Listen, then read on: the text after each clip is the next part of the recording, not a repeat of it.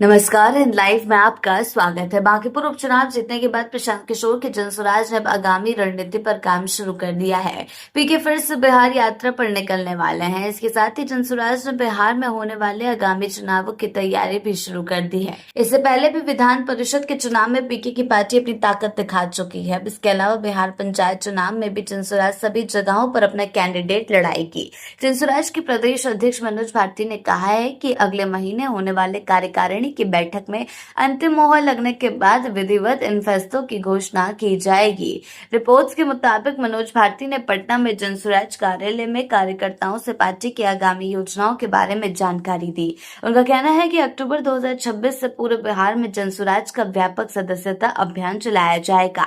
सभी नेताओं के 25 नए सदस्यों को जोड़ने के लिए कहा जाएगा। यह अभियान 3 महीने तक चलेगा। उन्होंने कहा है कि प्रशांत किशोर ने पिछले साल बिहार विधानसभा चुनाव से पहले पदयात्रा निकालकर कई जिलों का दौरा किया था। आगामी सितंबर महीने में वो फिर से बिहार में पदयात्रा निकालने वाले हैं। बताया जा रहा है कि इस दौरान वो गांव कस्बों का दौरा करेंगे। मनोज भारती के अनुसार जनसुराज पार्टी बिहार विधान परिषद के आगामी चुनाव लड़ने की तैयारी कर रही है। जनसुराज की कार्यकारिणी की आगामी दिनों में बैठक प्रस्तावित है, जिसमें इस पर अंतिम मोहर लगाई जाएगी। बता दें कि बिहार विधान परिषद की शिक्षक एवं स्नातक कोटे की 8 सीटों का कार्यकाल नवंबर 2026 में समाप्त हो रहा है। इनमें से 4 स्नातक हैं और 4 शिक्षक एमएलसी सीटें हैं। स्नातक और शिक्षक कोटे की एमएलसी सीट पर सीधे चुनाव होता है। जनसुराज पार्टी के मतदान में उतरने से एनडीए और महागठबंधन को सीधे तौर पर चुनौती मिलने के आसार नजर आ रहे हैं।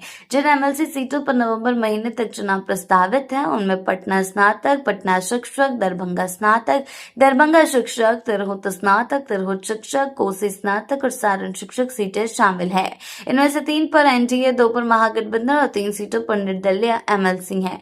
प्रशांत किशोर की जनसुराज पार्टी एमएलसी चुनाव में पहले भी अपना दमखम दिखा चुकी है। साल 2023 में हुए उपचुनाव के दौरान सारण शिक्षक सीट पर जनसुराज समर्थित उम्मीदवार आफाक अहमद की जीत हुई थी।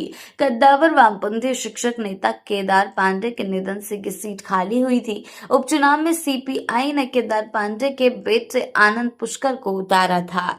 वहीं उनके खिलाफ आफाक अहमद ने निर्दलीय पर्चा भरा था। उस समय प्रशांत किशोर बिहार में पदयात्रा निकाल रहे थे और उनकी पार्टी का गठन नहीं हुआ था, इसीलिए जनसुराज ने निर्दलीय आफाक अहमद को समर्थन दिया, जिन्होंने केदार पांडे के बेटे को हरा दिया था। इसे जनसुराज की बिहार में पहली राजनीतिक सफलता कहा गया। सारण शिक्षक एमएलसी सीट का कार्यकाल भी नवंबर 2026 में खत्म होने जा रहा है। आगे के अपडेट्स के लिए जुड़े रहें लाइव के साथ ही चैनल को सब्सक्राइब करना ना भूलें और हमारी फेसबुक और वेबसाइट के साथ भी जरूर जुड़ें।